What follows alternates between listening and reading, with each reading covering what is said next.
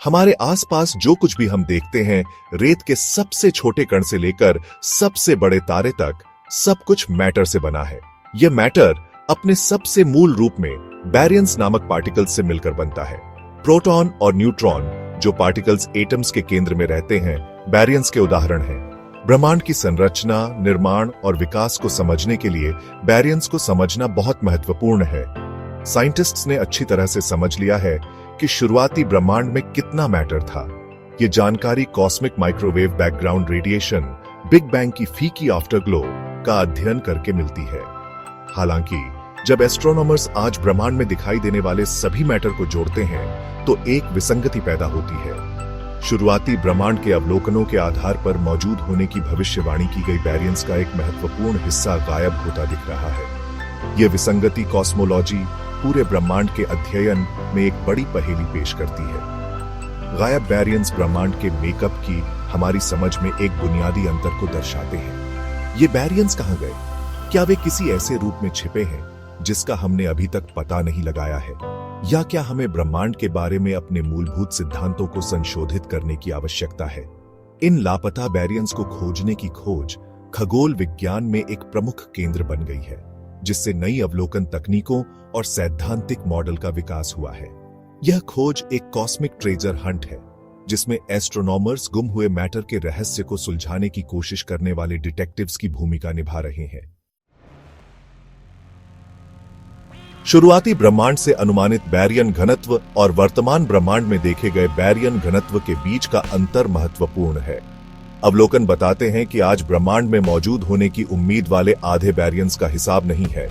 यह लापता मैटर, जिसे अक्सर बैरियोनिक डार्क मैटर कहा जाता है, अधिक परिचित डार्क मैटर से अलग है, जिसके बारे में माना जाता है कि यह पूरी तरह से अलग गैर बैरियोनिक कणों से बना है। लापता बैरियंस बस ब्रह्मांड के किसी अंधेरे कोने में लुका छिपी नहीं खेल रहे हैं। उनकी अनुपस्थिति आकाशगंगा निर्माण, ब्रह्मांडीय संरचनाओं के विकास और ब्रह्मांड में मैटर और ऊर्जा के समग्र बजट की हमारी समझ के लिए गहरा प्रभाव डालती है।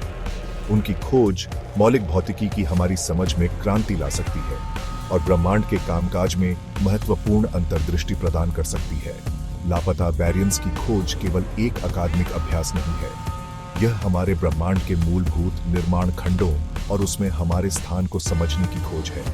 इस ब्रह्मांडीय रहस्य को उजागर करके हम जिस ब्रह्मांड में रहते हैं उसकी जटिलता और भव्यता के लिए गहरी प्रशंसा प्राप्त करने की आशा करते हैं। किसी ऐसी चीज को ढूंढना जो अदृश्य है कोई आसान काम नहीं है, लेकिन खगोलविदों ने लापता बैरियंस को खोजने के लिए तरीके इजाद किए हैं।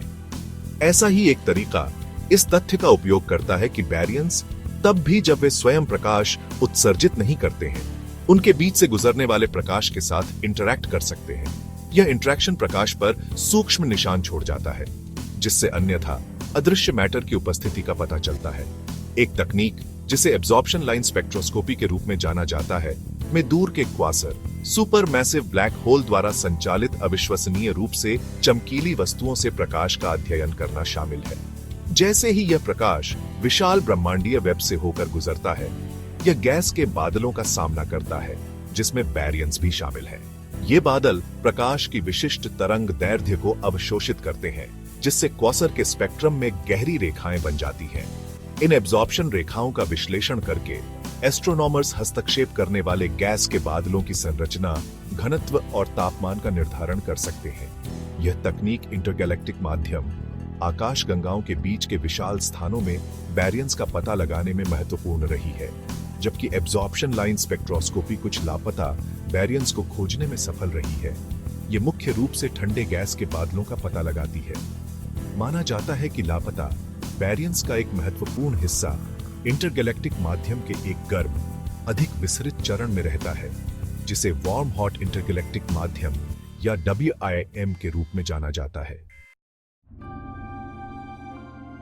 वार्म हॉट इंटरगैलेक्टिक माध्यम या WHM अध्ययन के लिए एक चुनौतीपूर्ण वातावरण है।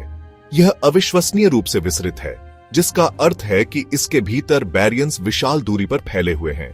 इसके अलावा WIM अविश्वसनीय रूप से गर्म है, जिसका तापमान लाखों डिग्री तक पहुंच जाता है। यह उच्च तापमान पारंपरिक अवलोकन तकनीकों का उपयोग करके बैरियंस का पता लगाना मुश्किल बनाता है। चुनौतियों के बावजूद WSIM लापता बैरियंस के मामले में एक प्रमुख संदिग्ध है। कॉस्मोलॉजिकल सिमुलेशन, जो ब्रह्मांड के शुरुआती चरणों से लेकर आज तक के विकास का मॉडल बनाते हैं, भविष्यवाणी करते हैं कि बैरियंस का एक महत्वपूर्ण अंश WHIM में रहना चाहिए। ये सिमुलेशन बताते हैं कि जैसे जैसे आकाशगंगाएं बनती और विकसित होती हैं, वे गुरुत्वाकर्षण से आसपास की गैस को खींचती हैं, उसे गर्म करती हैं और उसमें से कुछ को वापस इंटरगैलेक्टिक माध्यम में वापस फेंक देती हैं, जिससे WHIM में योगदान होता है। WHIM में इन मायावी बैरियंस को खोजना आकाशगंगा निर्माण और ब्रह्मांड के विकास की हमारी समझ की पुष्टि करने के लिए महत्वपूर्ण है। यह ब्रह्मांडीय पहेली का एक लापता टुकड़ा प्रदान करेगा और ब्रह्मांड की संरचना और विकास की अधिक संपूर्ण तस्वीर बनाने में हमारी मदद करेगा।